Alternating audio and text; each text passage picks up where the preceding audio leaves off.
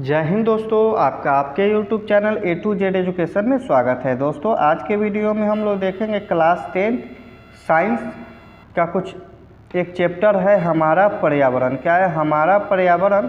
इससे संबंधित जितने भी ऑब्जेक्टिव प्रश्न बनते हैं 2023 को एग्ज़ाम को देखते हुए पूरे न्यू पैटर्न पर आधारित। और हाँ, इसका जो PDF है आप हमारे व्हाट्सएप ग्रुप में ज्वाइन होकर इसका PDF भी ले सकते हैं। इसके लिए आपको पूरा फ्री में मिलेगा, इसके लिए चिंता करने की कोई बात नहीं है। तो चलिए शुरू करते हैं। पहला प्रश्न है, निम्न में से कौन जैव अनवीकरणीय पदार्थ है? क्या है? निम्न में से कौन जैव अनवीकरणीय पदार्थ है? तो क्या हो जाएगा इसका राइट आंसर? DDT। क्या हो जाएगा? DDT। चलिए आगे देखते हैं 2 नंबर प्रश्न को। कितना नंबर प्रश्न? दूसरा प्रश्न देखते हैं कि क्या कह रहा है दूसरा प्रश्न। दूसरा प्रश्न है, ओजोन परत पाई जाती है। तो जो ओजोन परत है ना, ये स्ट्रेटोस्फीयर जो परत है इसमें पाई जाती है। तीसरा प्रश्न है, निम्न में से कौन एक जलीय आहार श्रृंखला है? क्या पूछ रहा है? निम्न में से कौन एक, यहाँ पे ध्यान दीजिएगा, एक जलीय आहार श्रृंखला पूछ रहा है। तो कौन हो जाएगा जलीय आहार? तो यह हो जाएगा ऑप्शन नंबर 20, शैवाल, जलीय कीट और मछली। क्या हो जाएगा? शैवाल, जलीय कीट, मछली। चौथा प्रश्न देखते हैं। चौथा प्रश्न है, निम्नांकित में से किसे आप उपभोक्ता की श्रेणी में रखते हैं? तो जंगली जानवर को जो है हम लोग उपभोक्ता की श्रेणी में रखते हैं। किसको रखते हैं? जंगली जानवर को। पांचवा प्रश्न है, निम्न में से कौन एक जैविक प्रक्रमण द्वारा अपघटित होने वाला पदार्थ है? क्या पूछ रहा है? निम्न में से कौन एक जैविक प्रक्रमण द्वारा अपघटित होने वाला पदार्थ है? तो ये क्या है? सूखे घास पत्ते। क्या है? सूखे घास पत्ते। 6 नंबर प्रश्न है, हरे पौधे कहलाते हैं। तो हरे पौधे जो है उत्पादक कहलाते हैं। क्या कहलाते हैं? उत्पादक कहलाते हैं। 7वां प्रश्न देखते हैं। 7वां प्रश्न है, इनमें मुर्दाखोर को है। तो चील आप जानते हैं ये भी मरे हुए चीज़ों को खाता है, सियार भी मरे हुए चीज़ों को खाता है, कौवा सर्वहारी है, मरे हुए चीज़ों को भी खाता है, चावल रोटी भी खा लेता है। ऑप्शन नंबर डी सही हो जाएगा सभी। 8वां प्रश्न है, निम्नलिखित में से कौन अजैव निम्नीकरण है? क्या है? अजैव निम्नीकरण है। तो क्या हो जाएगा? प्लास्टिक।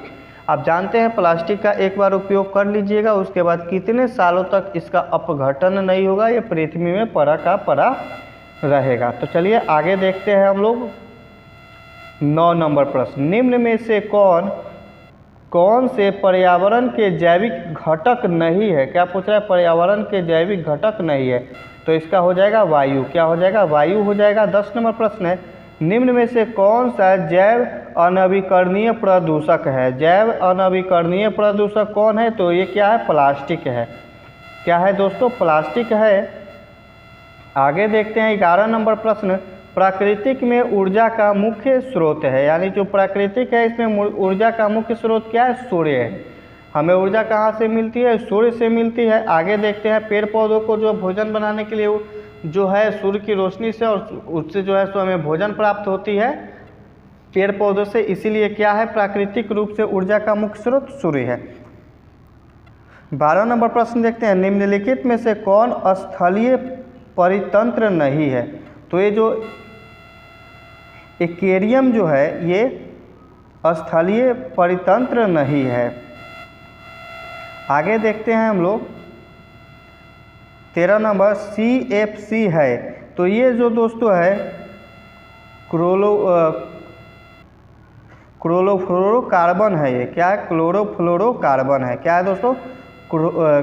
क्लोरोफ्लोरोकार्बन है। 14 नंबर प्रश्न देखते हैं, मृत शरीर को पचाने वाले जीवों को पूछ रहा है, मृत शरीर जो होते हैं उन्हें पचाने वाले जीवों को क्या कहते हैं? तो उसको कहते हैं अपघटक जीव कहते हैं। क्या कहते हैं उसको?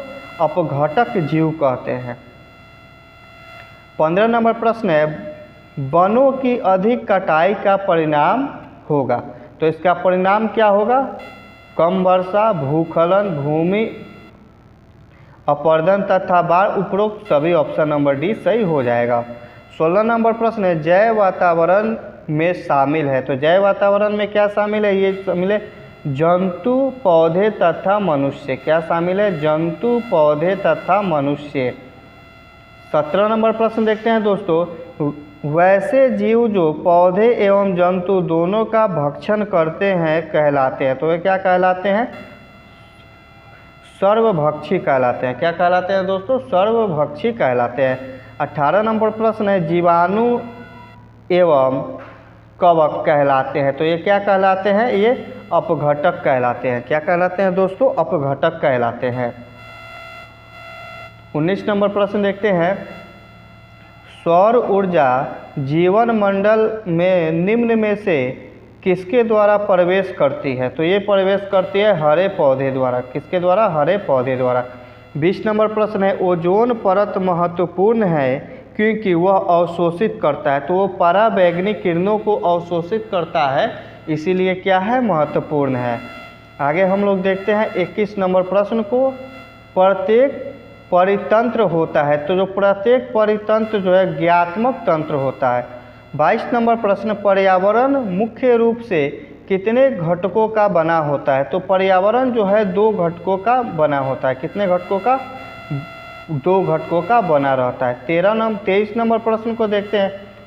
परितंत्र के जैविक घटकों की श्रेणियां निम्न में से कौन है? ऑप्शन नंबर क्या हो जाएगा? डी हो जाएगा सही, यानी उत्पादक, उपभोक्ता, अपघटक। ऑप्शन नंबर डी सही हो जाएगा।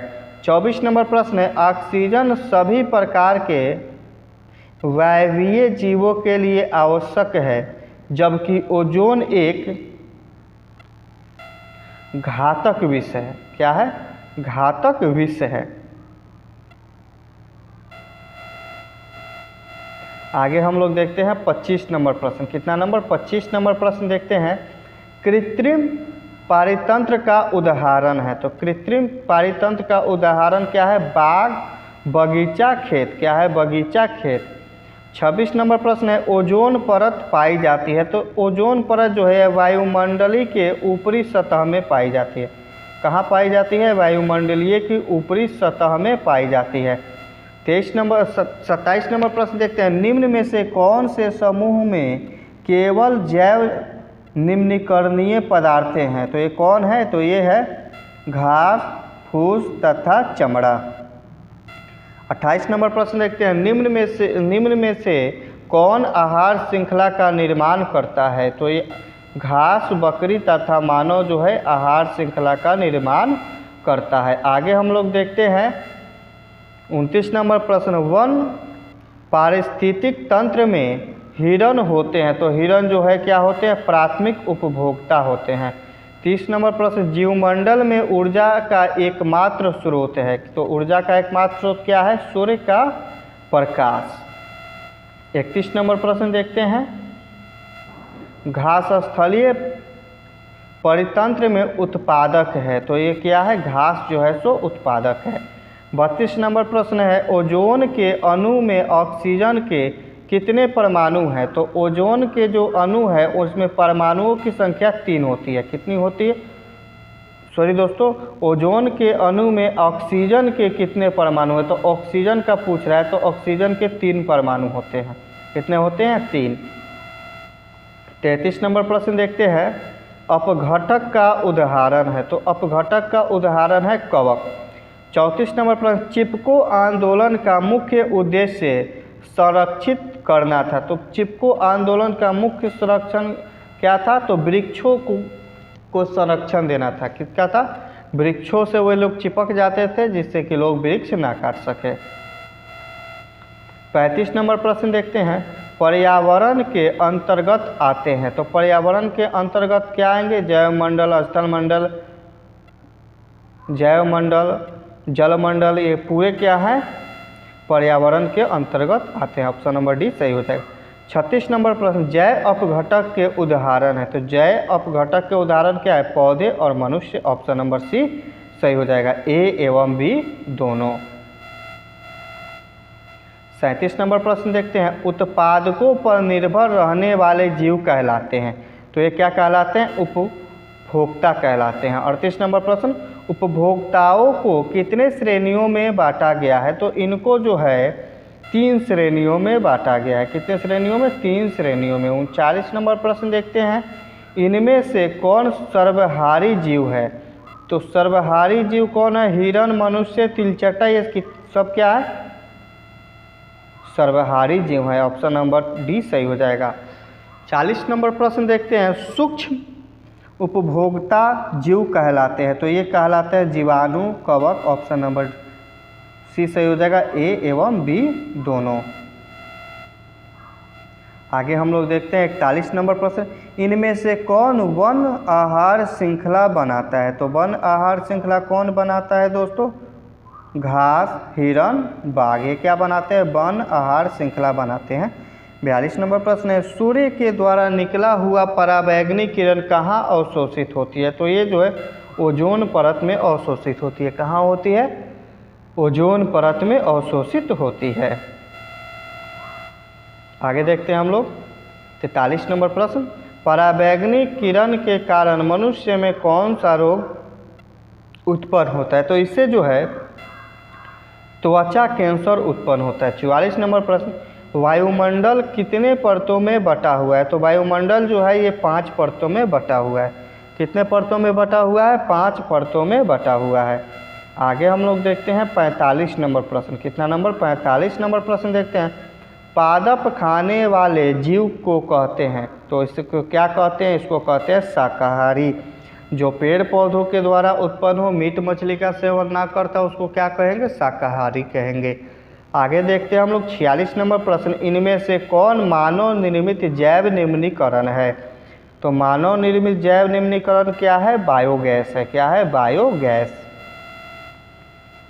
47 नंबर प्रश्न देखते हैं, हमारे द्वारा उत्पादित अजैव निम्नीकरणीय कचरे में कौन सी समस्या उत्पन्न होती है? तो इसमें जो है ऑप्शन नंबर डी सही हो जाएगा। इसको देख लेते हैं, नाले नालियों में अवरोध, मृदा प्रदूषण, मानव शरीर में जैव आवर्धन। ऑप्शन नंबर डी सही हो जाएगा। 48 नंबर प्रश्न, निम्न में से कौन आहार श्रृंखला सही है? आहार श्रृंखला पूछ रहा है, तो घास, चूहे, सर्प और क्या हो जाएगा? मोर। ये आहार श्रृंखला क्या है? सही है। 49 नंबर प्रश्न को देखते हैं, किसी पारिस्थितिक तंत्र में गहन रहने वाले होते हैं, तो ये कौन होते हैं? उत्पादक होते हैं। 50 नंबर और वीडियो का आखिरी प्रश्न देखते हैं।